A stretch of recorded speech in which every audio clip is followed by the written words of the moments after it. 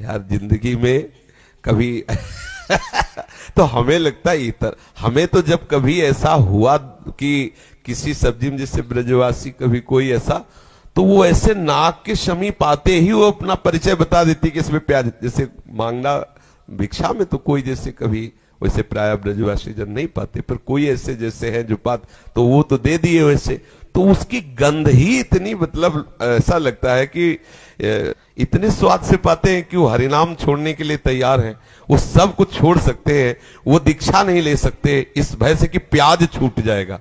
मतलब ऐसी क्या खास बात प्याज लहसुन में, पर लोग कह सकते हैं बंदर अदरक का स्वाद नहीं जानता इसलिए ऐसा कह, लेकिन मुझे तो लगता है जिसकी गंध में इतना ऐसे होता है, प्याज लहसुन देखो कितनी बदबू सी आती नहीं आती है, पर पता नहीं भाई। तो बच्चा मुझे तो लगता है कि आप उस सिद्धांत को न ले। अब अपने लोग क्या है, जब देखते हैं कि ये बिल्कुल नास्तिक की तरफ जा रहा है कि हम प्याज लहसुन, तो फिर लगता है देखो खाओ प्याज लहसुन, कंठी बांध लो, 3 माला राधा राधा कर लो, उसको किसी तरह इधर लगाने के लिए। लेकिन ये कोई सिद्धांत नहीं हुआ।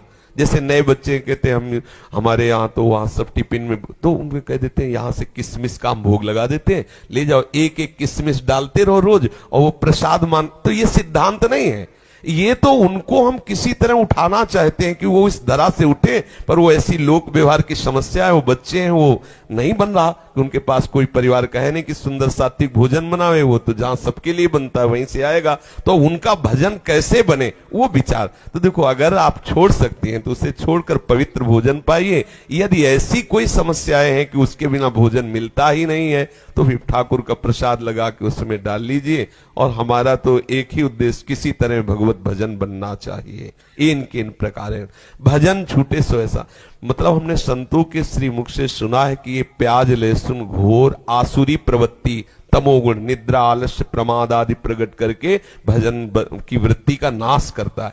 जो संत जन है वो किसी को दुख पहुंचाने के लिए थोड़ी कोई सिद्धांत बनाते।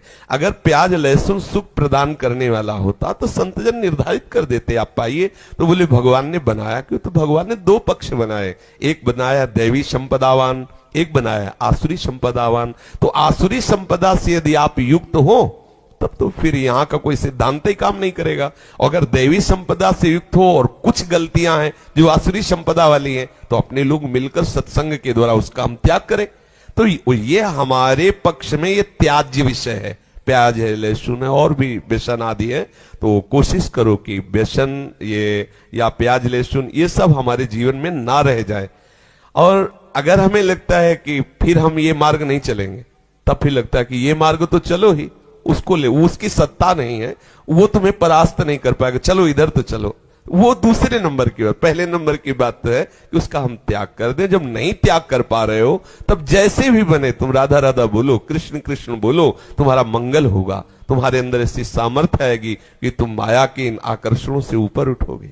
पर यह सिद्धांत नहीं, जो शास्त्रीय सिद्धांत है वो है कि हम सात्विक भोजन करें, ये आसुरी भाव वर्धन करने वाले पदार्थों का त्याग कर दें।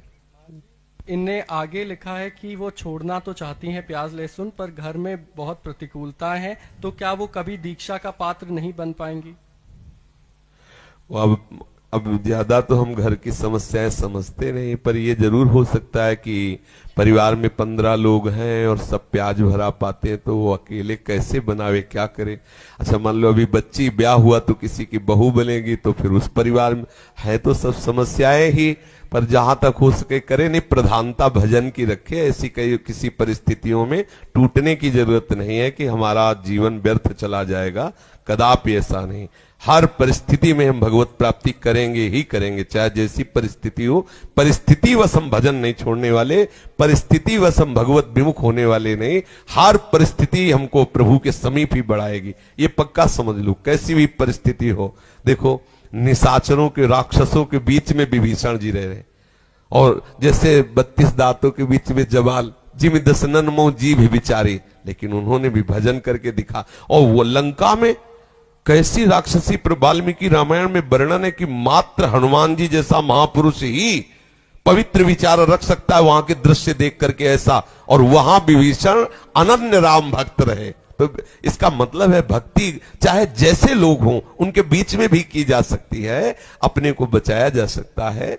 तो आप भक्ति की तरफ ध्यान दें। अगर ऐसी कोई परिस्थितियां हैं तो नाम लेकर के प्रसाद पा लीजिए और खूब नाम जप कीजिए। नाम इतना महिमामय है, सब विकारों को नष्ट करके वो आगे बढ़ाता रहेगा।